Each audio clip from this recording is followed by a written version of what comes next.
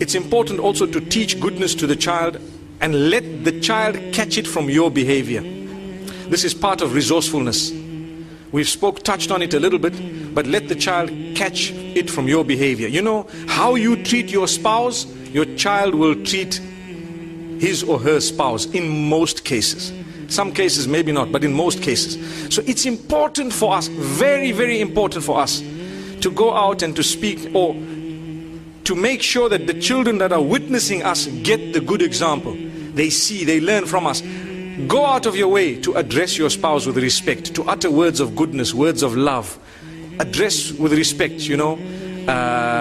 Listen to each other in a way that your children can see that, oh, when mom says something, dad gives it importance. So when I get married, I'm going to give what my wife says a lot of importance. Yes. Why? Because they learned it. They saw that it worked. And they saw that mom is smiling and happy, but mom is crying, depressed. When dad comes, he's in the living room watching TV. Mom says something, he doesn't give an answer.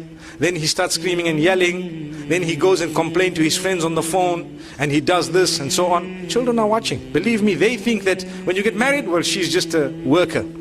She's here to cook your food, and she's here for your mother to take control of.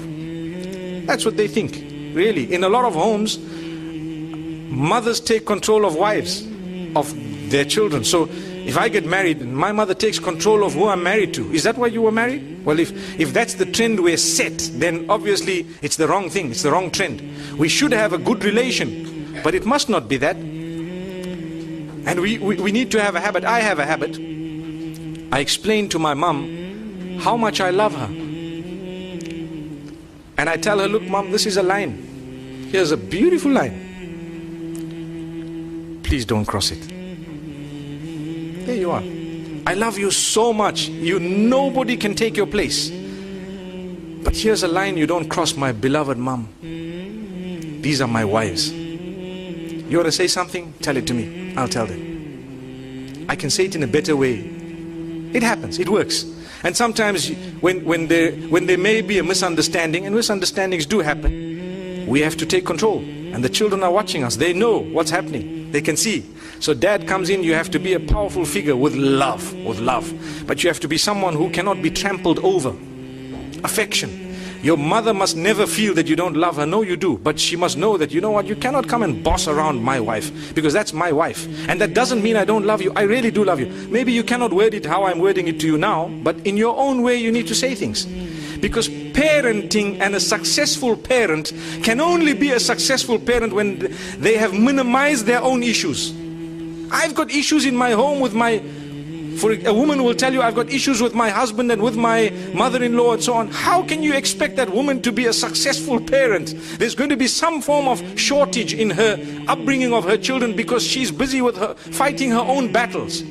So to create that beautiful environment is the duty of the man. And this is why you cannot impose on your spouse to live in an oppressive house where people are trampling all over your spouse. You need to do something positive about it, because that is how you will help the next generation. Otherwise, all we're doing is we just completing the circle and let it carry on and on and on, and for generations to come people are going to be oppressing each other because we couldn't stand up in a beautiful way.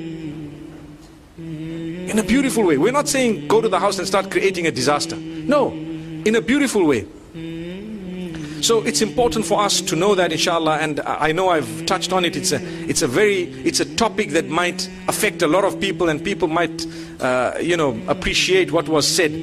But at the same time, I hope and I pray that less people are being affected by it as time passes, because it is us who can make a difference. You know, when your children are married, give them their space, give them a little bit of their freedom.